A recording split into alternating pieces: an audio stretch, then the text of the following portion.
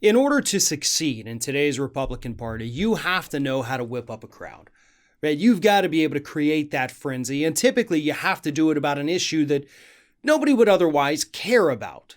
Trump was able to do it with this, fear of these immigrants coming over, doing things that statistically weren't actually happening, but he was able to highlight one or two cases and make it seem like it was happening to every single person in the country. Ted Cruz is now doing it with Thanksgiving. Cruz, like many other Republicans, are trying to capitalize on this so-called war on Thanksgiving that allegedly the liberals are waging, even though the liberals don't control the agencies who've said, please, for the love of God, don't travel this week. Nevertheless, Ted Cruz tweets out over the weekend a black and white drawing of a turkey with a star above it, and the caption says, "Come and take it." Reminiscent of the, Second Amendment stuff. Come and take it. You come and take our turkeys. Ted Cruz got roasted, much like a turkey, for this, because it was completely idiotic. Ted Cruz is trying to direct Texans' angers towards the fact that the CDC, that the Department of Health and Human Services are begging people, please don't travel this week. The pandemic is at its worst level ever. Hospitals in some states are at capacity.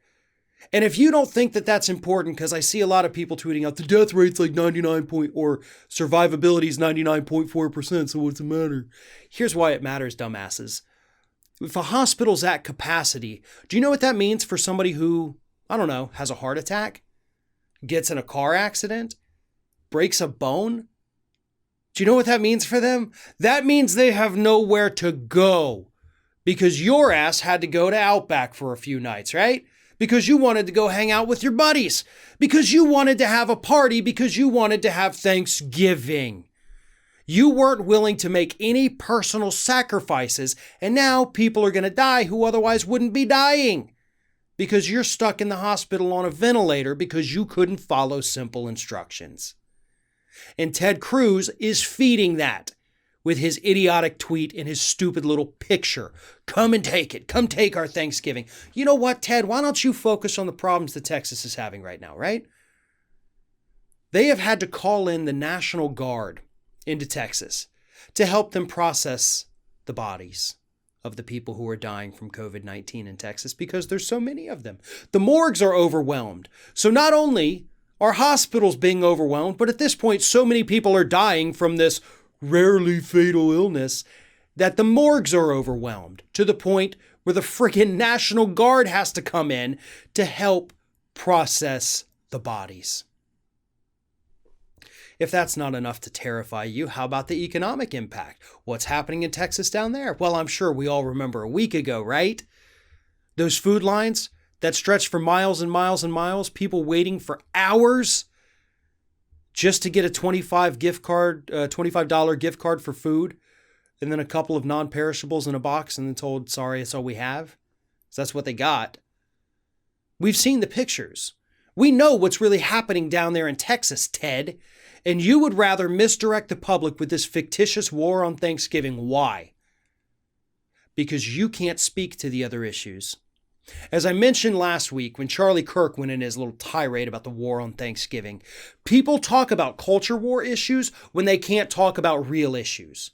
When they have nothing to say about the economy, when they have nothing to say about public health, when they have nothing to say about actual policy and actually doing something to help people, what do? They fall back onto their culture war BS, which is exactly what Ted Cruz and the majority of Republicans are doing right now. They're the ones that were in charge during this pandemic. They're the ones controlling the Senate, preventing any additional aid from reaching American citizens. They're the ones controlling the White House, and they're the ones trying to convince you that the biggest issue this week is that you may not be able to have Thanksgiving with your family.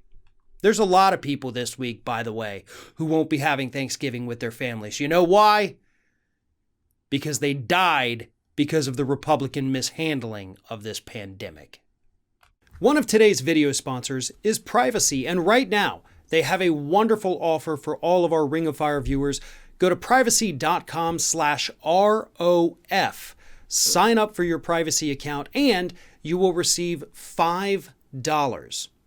Privacy.com, their service is absolutely one of the most vital in an online world today, especially during the pandemic. Everyone is encouraged to stay home, so we're ordering more things online.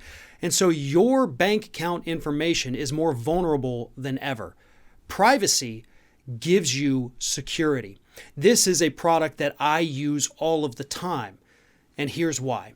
If you have ever had your bank account information stolen, if it's been part of a data leak, that is a massive headache, trying to get your money back, trying to repair your credit. Privacy helps take away some of that concern.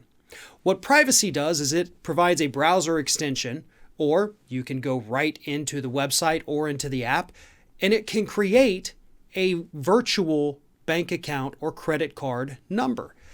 It can be a temporary number that only is used one time, or it can be merchant specific, meaning you can create a bank account card that only works for one particular website.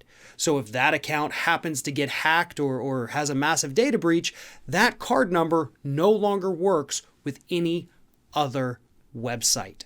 That is how Privacy helps protect your bank account information in an increasingly insecure online world.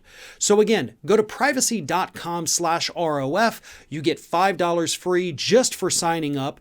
Or if you don't want to type it in, just click the link at the top of the video description below.